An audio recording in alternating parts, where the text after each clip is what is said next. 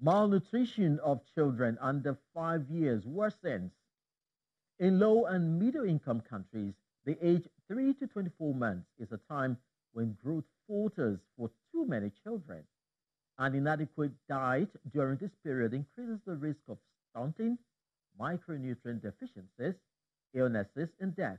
Now, this is according to a report by UNICEF. Now, a typical example of malnourishment may be playing out in Baimina village of Brene Kudi local government area of Jigawa state. Now, Channels television crew went on an eyewitness visit and now will present this report.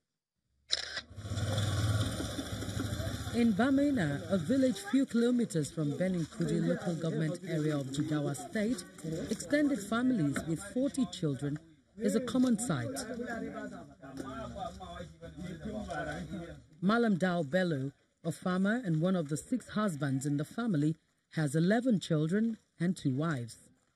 His second wife, Hadiza Dao, whose twins are 7-month-old, suffer from malnutrition, which is common among the people.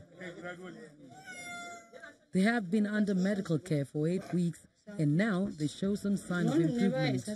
My kids are 9 months old. They were diagnosed with severe acute malnutrition 8 weeks ago, which was a result of not getting enough breast milk. God is so kind. We took them to the hospital and they were treated. According to the father, the cause of the malnutrition is a lack of proper breastfeeding, as confirmed by doctors. Just as my wife explained, it's improper breastfeeding that caused the sickness. Now they can even sit up. But before now, the situation was terrible. A 3-year-old suffering from stunted growth after battling with acute malnutrition is the situation of Isa, who still looks like a baby. His mother said they were misled by a traditionalist who told them their child had a problem around his stomach. She alleged that the treatment offered by the herbalist failed, so they opted for the hospital. Once every 2 weeks, mothers bring their malnourished children to the center for treatment. And today, like every other day, new faces suffering from acute malnutrition appear.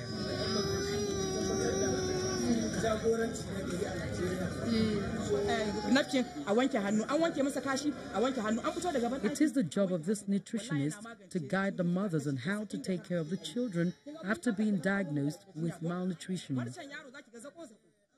The weights of the babies are taken to determine the treatment, and nutritious sachets of feeds are given to the mothers for their babies.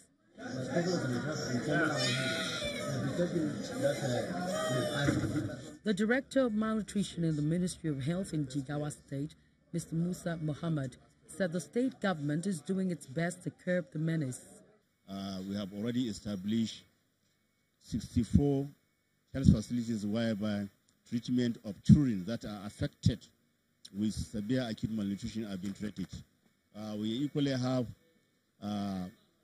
over 12 general hospitals whereby children with malnutrition and complication are referred to for further treatment.